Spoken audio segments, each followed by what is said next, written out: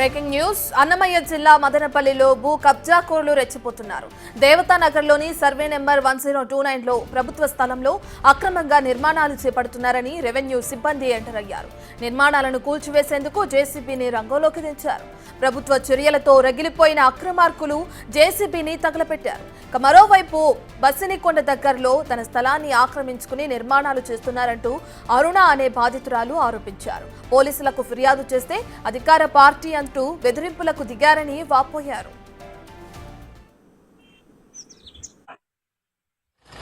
దీనికి అది దబ్బేయడం వల్ల ఇది కాల్చారు ఎట్లా?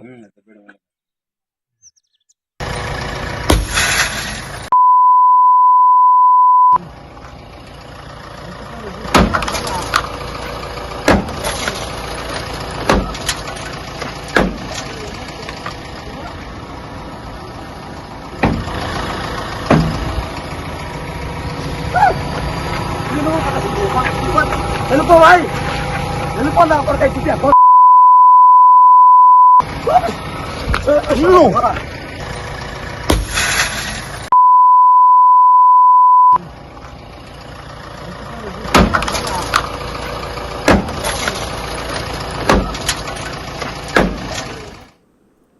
పూర్తి డీటెయిల్స్ అందించడానికి మా ప్రతినిధి దామోదర్ అందుబాటులో ఉన్నారు. రైట్ దామోదర్, ఏదైతే మదనపల్లిలో భూ కబ్జా చేస్తున్న వారిని అడ్డుకోవడానికి మున్సిపల్ అధికారులు జేసీబీని తీసుకెళ్లారో మనం చూస్తున్నాం. దానికి సంబంధించిన విజువల్స్, వాళ్లపైన దాడికి పాల్పడుతూ తిడుతూ ఏదైతే జేసీబీని నాశనం చేస్తున్న దృశ్యాలు కూడా కనిపిస్తున్నాయి. అంటే ఎవరి అండదండలతో ఇంతవరకు తెగించారనుకోవచ్చు? దీనిపైన ఎప్పుడు కేసు నమోదు అవ్వలేదా? డీటెయిల్స్ ఏ విధంగా ఉన్నాయి దామోదర్?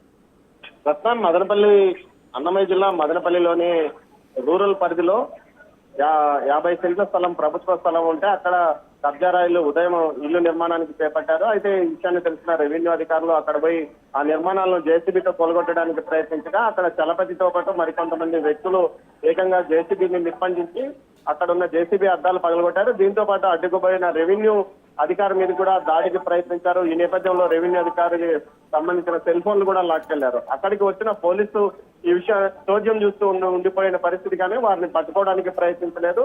మొత్తం మీద ఈ ఘటనకు సంబంధించి రెవెన్యూ అధికారులు తిరిగి అక్కడికి చేరుకున్నారు. మదనపల్లిలో ఏదైతే అధికార పార్టీ అండదండలతో కొంతమంది తాము అధికార పార్టీ అని చెప్పుకుంటూ ఎక్కడ ఖాళీ స్థలం కనిపిస్తే అక్కడ ఇల్లు కట్టడం, లేకపోతే ప్రైవేటు వ్యక్తుల ఆస్తులను కూడా కబ్జా చేస్తున్న పరిస్థితి. దీనికంతటికి ఏదైతే పోలీసులు నిర్లక్ష్యంగా వ్యవహరిస్తున్నారు, ఫిర్యాదు చేసినా పట్టించుకోవడం లేదని ఓవైపు బాధితులు వాపోతున్న పరిస్థితి. పోలీసులు అయితే ఇది రెవెన్యూ సంబంధించిన విషయం, సివిల్ విషయం కాబట్టి మేము చర్యలు తీసుకోమంటూ వారంటున్నారు. మొత్తం మీద ఈ వ్యవహారంతో ఈ రోజు జరిగిన దాడితో ఏదైతే రెవెన్యూ అధికారి మీద దాడి చేయడము, అదేవిధంగా జేసీబీని నిప్పండించడానికి ప్రయత్నించడం, జేసీబీ అద్దాలు ధ్వంసం చేయడం లాంటి ఘటనలు చోటు చేస్తున్నప్పటికీ ఇప్పటికీ పోలీసులు ప్రత్యక్షంగా సాక్ష్యాలు ఉన్నప్పటికీ పోలీసులు రెవెన్యూ అధికారులు మాకు కంప్లైంట్ ఇవ్వలేదు, కంప్లైంట్ ఇస్తే మాత్రమే కేసు పెడతామంటూ చెప్పుకురావడం విశేషము.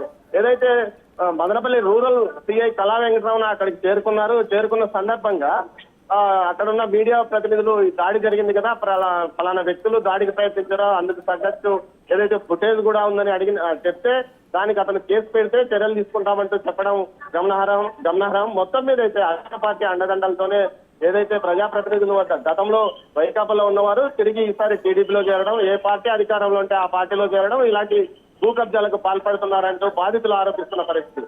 ఓవైపు ప్రభుత్వ స్థలాల్లో దామోదర్, కేసు నమోదైందా అతని పైన? ఎవరైతే మనకి విజువల్స్ లో కనిపిస్తున్నారో ఆ జేసీబీని ధ్వంసం చేస్తూ ఒక వ్యక్తి, అతని పైన కేసు నమోదైందా? రత్న, ఆ విషయం గురించి ఏదైతే తాలూకా సిఐ కళా వెంకటరమణ మీడియా ప్రతినిధులు ప్రశ్నిస్తే ఫిర్యాదు చేసినప్పుడు మాత్రమే కేసు నమోదు చేస్తామంటూ చెప్పుకురావడం గమనార్హం.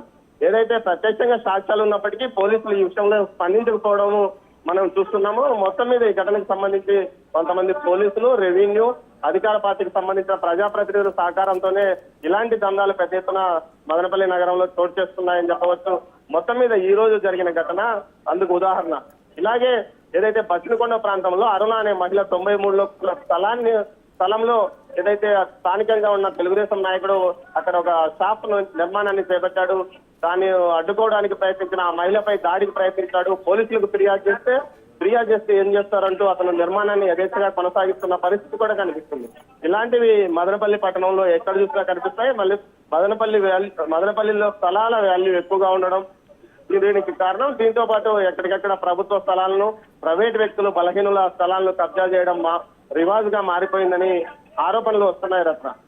రైట్ దామోదర్, మీరు చెప్పిన ప్రకారంగా చూసుకుంటే అధికార పార్టీ అండదండలతోనే ఈ విధంగా కబ్జాలు చేస్తున్నారని చెప్పి కూడా అక్కడున్న స్థానికులు ఆరోపిస్తున్న నేపథ్యంలో మరి ఇంతకు ముందే మనం చూసాము చంద్రబాబు నాయుడు చెప్పడం అవినీతి అక్రమాలు అలాగే అల్లర్లకు ఎటువంటి తావు లేకుండా పరిపాలన ఉంటుందని చెప్పి మరి అధికార పార్టీకి సంబంధించిన వాళ్ళమని చెప్తున్నప్పుడు మరి పార్టీ అధిష్టానం దీనికి సంబంధించి ఎటువంటి చర్యలు తీసుకునే అవకాశం కనిపిస్తుంది అనుకోవచ్చు దామోదర్?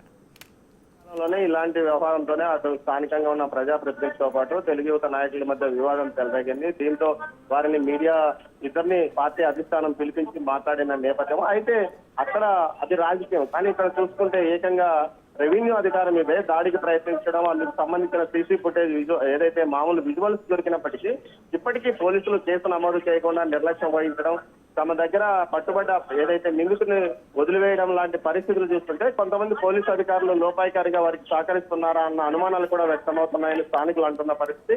మొత్తం మీద ఈ ఘటనకు సంబంధించి ఏదైతే మదనపల్లి వ్యాప్తంగా సంచలనం కలిగించింది. ఏకంగా దాడికి ప్రయత్నించిన వ్యక్తికి సహకారాన్ని అందించడం పైన పెద్ద ఎత్తున విమర్శలు కూడా వస్తున్నాయి Ratna. Right, thank you Damodar.